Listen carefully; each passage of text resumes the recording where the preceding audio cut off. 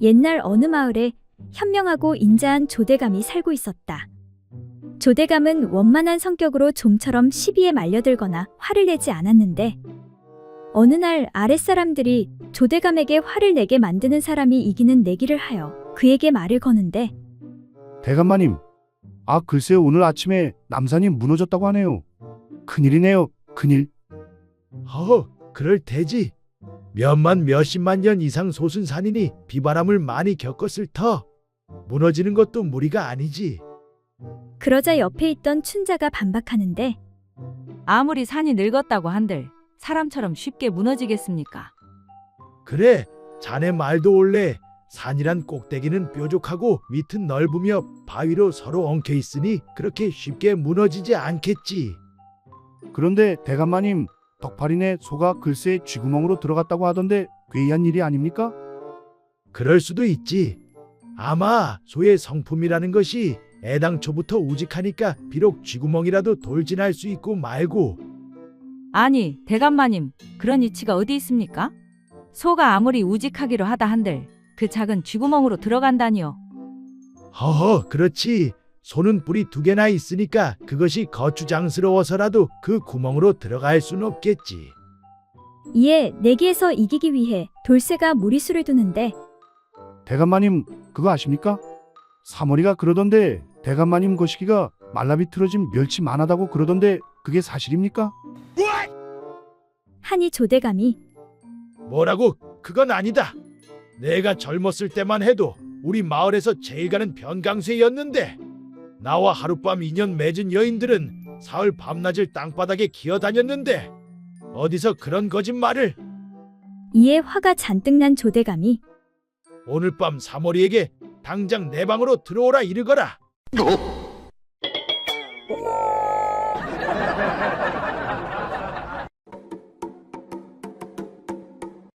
옛날 어떤 부부가 한낮에 심심하기 그지없어 문득 그 생각이 간절해졌다.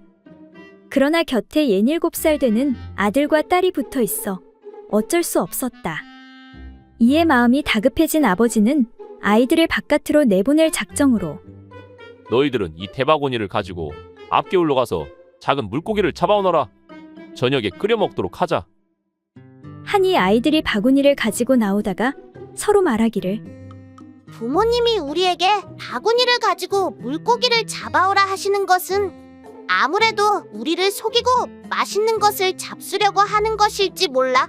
그러니 우리 밖에서 엿보아 알아보는 것이 좋겠다. 하고 손가락에 침을 발라 문에 구멍을 뚫고 방 안을 엿보았다. 방 안에서는 부부가 그 일을 치르느라 한참 삼매경에 빠져 있었다.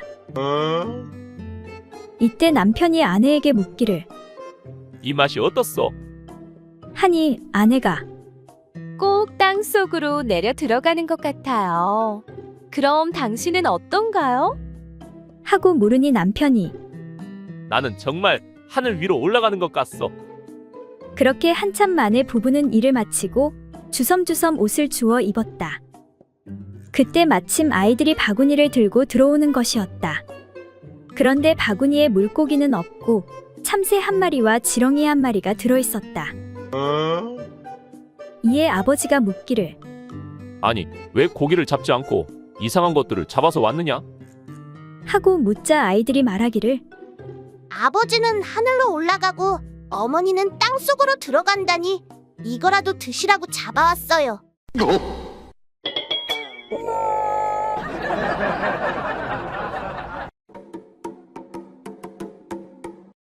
옛날 어느 시골에 사는 한 노파가 귀엽게 기른 외동딸을 혼인시키게 되었다. 그런데 첫날 밤 노파는 마음이 놓이지 않아 신랑 신부가 잠자는 방문 앞에 서서 얘기를 엿들으며 방 안의 거동을 살피게 되었다. 얘가 첫날 밤을 잘 치를 수 있을까? 아무것도 모르는 순진한 앤데 걱정이 되는구나. 여보 마누라, 밤에 보니 참 곱네 고와. 자 어서 이리 가까이 오시오. 걱정과 달리 딸은 신랑의 조종에 잘 따르며 조화를 잘 이루는 것이었다. 역시 내 딸이야. 내가 괜한 걱정을 했네. 시간이 지날수록 딸은 지금껏 느껴보지 못한 황홀하고 신비한 감동에 젖어 가벼운 신음소리도 내며 신랑의 박자에 호응했다. 한참 그러다 딸이 신랑의 귀에 대고 말하길. 서방님, 너무 좋아요. 이런 기분이라면 곧바로 쉬지 않고 강남탄까지도 단숨에 갈 수 있을 것 같아요. 아니, 여보. 강남이 얼마나 먼데 강남까지 쉬지 않고 가려면 배가 고파 어쩌려고. 한 번에 그 먼 강남까지 가려면 배가 많이 고플걸. 딸은 신음소리를 멈추고는 이렇게 말했다. 서방님, 배고픈 것은 아무 걱정 없어요. 아주 좋은 수가 있으니까요. 그것이 대체 무엇이오? 우리 어머니에게 광주리에 밥을 담아 머리에 이고 뒤따라오시라고 하면 되거든요. 아니, 저런 썩을 년을 봤나? 그리고 다음날 아침, 노파가 딸과 함께 식사를 하면서 평소와는 달리 밥을 2그릇이나 먹는 것이었다. 이를 본 딸이 놀라 이상히 여겨. 엄마, 왜 갑자기 밥을 2그릇이나 먹어? 평소에 한 그릇도 다 못 먹으면서 배탈 나면 어쩌려고 그래? 그러자 노파가 착 가라앉은 목소리로 말하길. 얘야, 내가 신랑하고 누워서 쉬지 않고 강남까지 갈 때 말이다. 밥을 광주리에 이고 뒤따라가려면 힘이 붙여 어찌 견디겠니? 그래서 미리 밥을 2그릇씩 먹어두는 거란다. 그 말에 놀란 딸이. 그런데 엄마가 밥을 다 먹어버리면 우리는 뭐 먹어? 우리 먹을 게 없잖아.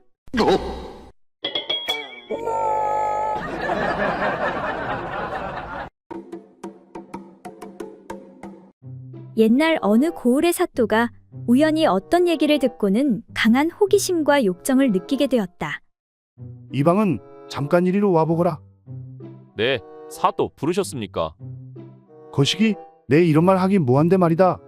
최근 결혼한 관노비인 칠구의 아내가 밖에서 들릴 정도로 흐느끼듯 운다는 소문이 있던데 그게 사실이냐? 네, 사또. 저도 직접 들은 적은 없으나 소문은 들어 알고 있는데 왜 그러시는지요? 그러니까 이거 참 말하기 뭐한데 비밀을 유지하겠느냐? 네, 사또. 절대 비밀을 지키겠습니다. 사실 우리 부인은 고귀한 집안 출신이어서인지 관계 때에도 늘 정숙한 태도를 유지한다네. 그러니 난 그게 늘 못마땅하고 재미가 없어서 말이야. 그래서 크게 우는 여자와 잠자리를 갖고 싶은 생각이 간절하거든. 사또, 그렇다면 저기 기생들도 많지 않습니까요? 그런데 왜 하필 노비의 아내를? 거야 기생들은 손님 비위 맞추려 가짜로 소리를 내는 것이지 않느냐? 이에 이방은 노비를 불러 이야기하는데 사또께서 이러쿵 저러쿵 그래서 자네 아내를 하룻밤만 빌려달라고 명하셨네. 그냥도 아니고 100냥이나 주신다고 말씀하셨네. 노비는 내키지 않았지만 어쩔 수 없이 사또의 명령에 따랐다. 네, 알겠습니다요. 하늘 수 없지요. 그렇게 사또는 노비의 아내와 잠자리를 함께 했지만 사또가 아무리 노력해도 노비의 아내는 울지 않았다. 본인이 알고 있거나 주워들은 온갖 기술을 사용해도 아무 소용이 없었다.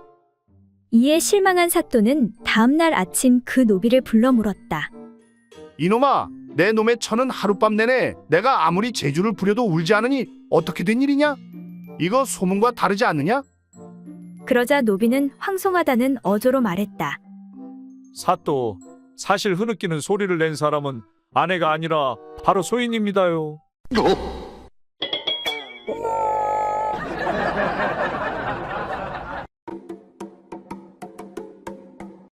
옛날 3명의 사내가 한양을 가기 위해 산을 넘던 중 밤이 되고 말았다. 이보시게들 소문 들었소? 여기서 밤마다 귀신이 나와 사람을 잡아먹는다고 하던데.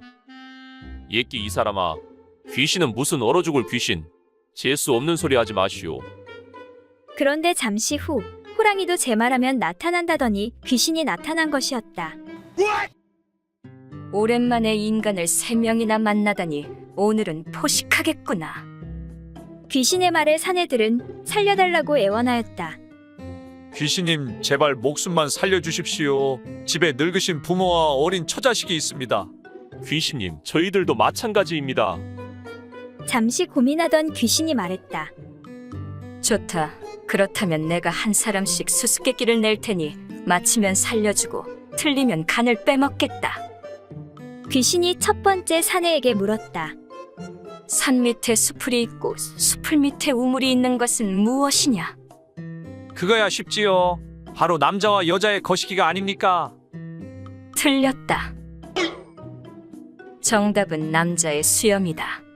코 밑에 수염이 있고 수염 밑에 입이 있는 것이다. 첫 번째 사내를 잡아먹은 귀신이 다음 사내에게 물었다. 볼 때는 갈라져 있다가도 안 볼 때는 서로 붙어 있는 것은 무엇이냐? 두 번째 사내도 자신 있게 대답했다. 그건 바로 남자와 여자입니다. 틀렸다.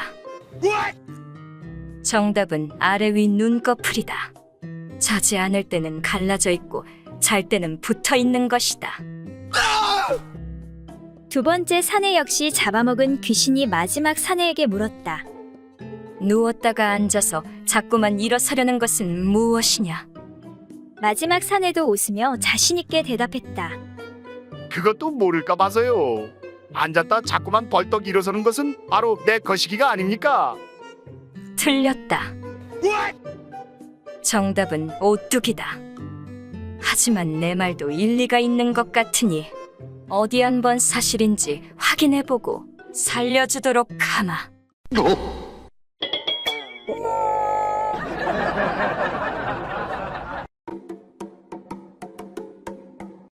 옛날 어느 마을에 인자하기로 소문난 최대감이 살고 있었다. 덕망 높은 그는 마을 사람들의 존경을 받는 인물이었는데 흠이 없던 그는 부인과 일찍 사별한 게 흠이라면 흠이었다. 그러던 어느 날 젊은 여인을 첩으로 들이게 되었지만 그를 욕하는 사람은 하나도 없었다. 아이고, 우리 대감마님 기력도 좋으시구나.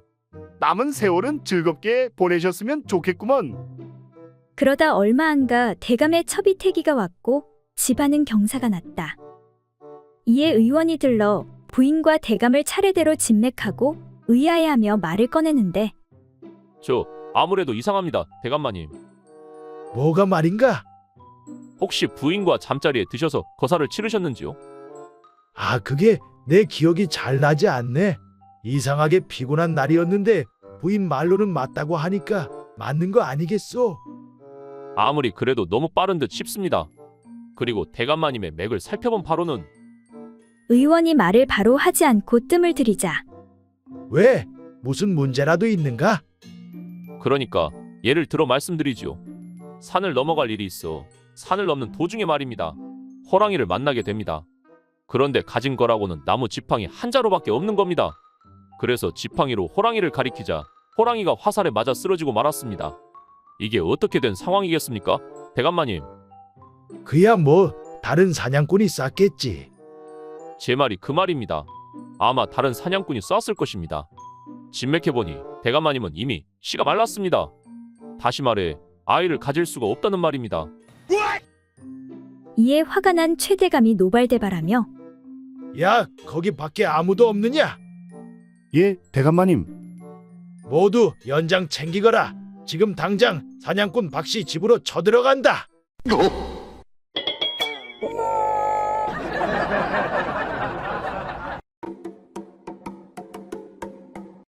옛날 어느 양반 집에 색을 밝히는 선비가 있었는데 마누라가 무서워 매사에 조심조심하였다.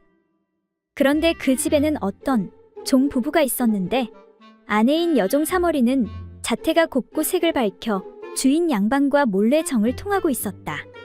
그러나 남편인 칠복이는 우둔하여 눈치가 없고 미련하였다. 어느 날 주인 양반이 여종과 뒷동산 숲속으로 가 그곳에서 그 짓을 몰래 벌이고 있었다. 무서운 마누라한테 걸리면 피똥 쌀지 모르니 이렇게 숲에 숨어서 하면 아무도 모를 것이오. 그런데 여종과 한창 그 짓을 벌이고 있는데 느닷없이 칠복이가 나타났다.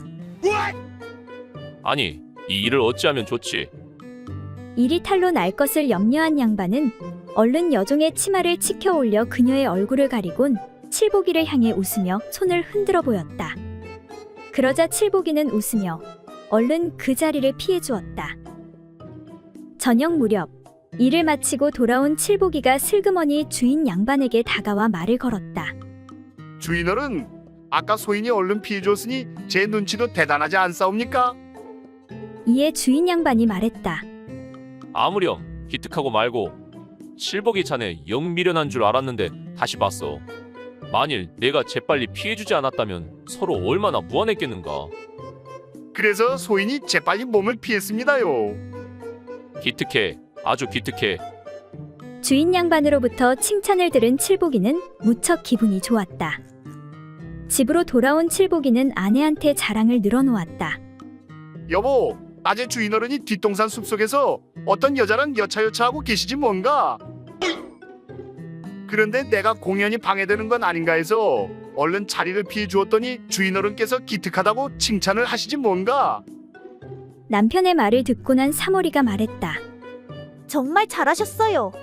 그건 엄연히 양반네들의 일이니 절대로 발설하면 안 돼요. 바깥 사람들이 알면 큰 죄가 된단 말이에요. 그러자 칠복이가 이러는 것이었다. 이 사람아, 내가 어디 한두 살 먹은 어린애인 줄 아나? 염려 붙들어 매라고. 바깥 사람들이 알면 큰일 나니까 안방만인 게만 살짝 말씀드렸네. 그리하여 그날 밤 주인 양반은 피똥을 쌌다고 한다.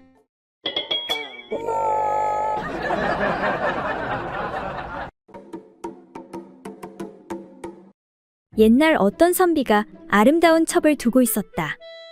하루는 첩이 고향을 잠시 다녀오겠다고 청하니 선비는 첩을 호위시키기 위해 종들 중 남녀간의 음사를 모르는 순진한 녀석을 보내려 하였다. 그리하여 가장 어린 종인 칠복이를 부르는데 이보거라, 칠보가 이리 좀 와보거라. 네 어르신 부르셨습니까? 내 놈은 옥문이 무엇인지 아느냐? 옥문 말씀이십니까? 그것은 옥수수를 넣어둔 창고 문이 아니옵니까? 엉큼한 칠복이는 일부러 어리석게 대답하였다. 그래, 내 놈이 가면 되겠구나. 선비는 종의 말에 크게 기뻐하면서 첩의 호위를 하게 하였다. 그렇게 집을 떠난 첩과 종이 어느 냇가에 당도하였을 때 첩은 종에게 말 한 장을 풀게 하고 잠깐 쉬게 하였다. 칠보가 여기서 좀 쉬다 가자꾸나. 네, 작은마님. 쉬는 동안에 칠복이는 개울에서 미역을 감는데 첩이 칠복이의 물건을 보니 생각보다 크고 좋게 보여 희롱에 가로되 칠보가 너의 양다리 사이에 고기로 된 막대기 같은 것이 있는데 그것이 대체 무엇이냐? 하고 물으니 날 때부터 작은 혹부리 같은 것이 있더니 점점 도달하면서 오늘날에 와서는 이만큼 커졌습니다요. 하고 대답하자 첩이 말하길 나도 날 때부터 양다리 사이에 작은 구멍이 있더니 점점 커져서 지금은 깊은 구멍이 되었으니 너의 그 뾰족한 막대기를 나의 움푹 패인 곳에 넣으면 짝이 딱 맞을 것 같구나. 하고 수작을 부려 드디어 두 사람이 즐거운 일을 하게 되었다. 한편 선비는 어리석은 종에게 첩의 호위를 맡겼으나 마음이 놓이지 않아서 가만히 뒤를 밟다가 언덕 위에 이르러 두 사람이 하는 짓을 보니 남녀간에 그 일을 하는 것 같이 보였다. 이에 분노가 치밀어 언덕을 내려와 가로되 야, 이것들아, 방금 무슨 일을 하였느냐? 내 언덕 위에서 다 보았느니라. 하고 소리치니 종이 주머니 속에서 바늘과 노끈을 꺼내 무엇을 꿰매려는 신용을 하는 것이었다. 야, 이놈아, 지금 무엇을 하느냐? 하고 물으니 종이 울먹이며 말하길 작은마님께서 저 깊은 개울을 건너시다가 혹시나 물에 빠지실까 하여 소인이 작은마님의 몸에 한 곳이라도 상처가 나지 않도록 조심껏 받들어 모시고자 하나. 배꼽 아래 두어치 되는 곳에 한치 정도 되는 구멍이 있어서 그 깊이를 가히 측량할 수 없어 혹시 풍독이라도 입게 되면 어쩌나 하고 겁이 나서 지금 곧 그것을 꿰매려고 하는 중입니다. 라고 대답하니 선비는 종의 어리석음에 크게 기뻐하며 너의 마음은 참 진실하구나. 그러나 그것은 본래 붙어 있는 구멍이니 삼각 꿰매지 말거라. 내 주인 어른, 알겠습니다요. 그때 선비가 의아해하며 다시 묻는데 그런데 이놈아, 너는 왜 아까부터 거시기를 꺼내놓고 꿰매려는 것이냐?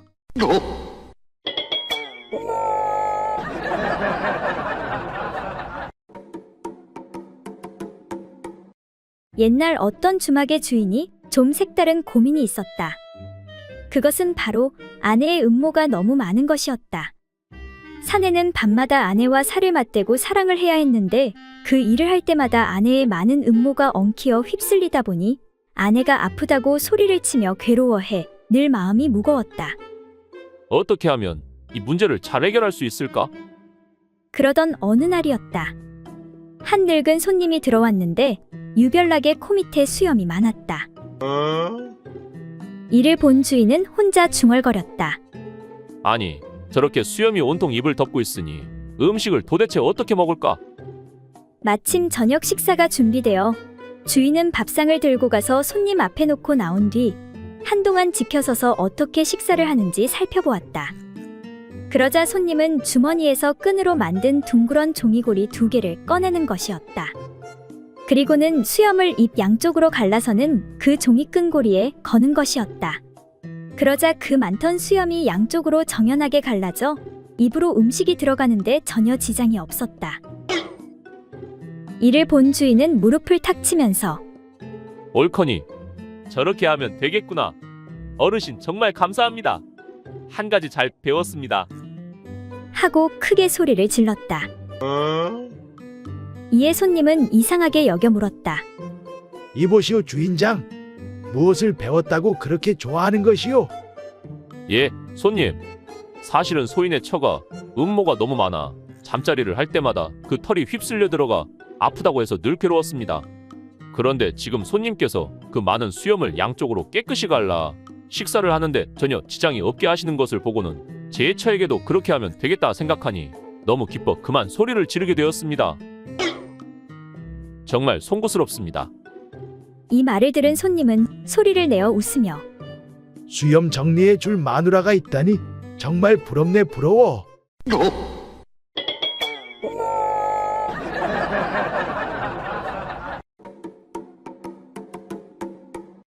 옛날 어느 시골에 한 노파가 있었는데 그녀에게는 늦게 둔 딸이 하나 있었다. 그런데 이 딸이 자라서 시집갈 나이가 되었지만 머리도 좀 모자라고 가정 형편도 어렵고 하여 마땅한 자리가 나지 않아 아직 시집을 못 가고 있었다. 그러던 어느 날 딸이 노파를 불러서 말했다. 어머니, 참 이상한 일이 있답니다. 좀 부끄럽기도 하고. 얘야, 무슨 일을 가지고 그러느냐? 이 애미한테 속히 이야기해 보려무나. 노파는 딸이 무엇인가 숨기는 것 같아 다가가 물었다. 그러자 딸은 약간 머뭇거리다가 입을 열었다. 어머니, 그러니까 제가 오줌을 누는데요. 얼마 전까지는 그 소리가 졸졸졸졸 하는 소리가 났거든요. 그런데 지금은 소리가 변해서 콸콸콸콸하고 소리가 난답니다. 왜 그런지 모르겠어요. 무슨 병이라도 생긴 건지. 그러자 노파는 갑자기 놀라면서 눈을 부릅뜨고 말소리를 높여 딸을 꾸짖는 것이었다. 너 그게 정말이냐? 바른 대로 말해야 한다. 너 어떤 남자와 어미 몰래 함께 밤을 보낸 것이냐? 이 어미를 속이지는 못할 것이야. 어서 바른 대로 말하거라. 이에 딸은 손뼉을 치고 감탄을 하면서 어머머, 난 우리 어머니가 이렇게 무당 같은 줄은 몰랐어요. 어찌 그렇게 잘 알아맞히나요? 정말 용하십니다, 용해. 하며 이어 말하길. 사실은 제가 옆집 칠복이랑 사랑에 빠져 속살을 맞대는 그런 관계가 되었거든요. 그런데 어머니는 어떻게 그렇게 잘 아세요?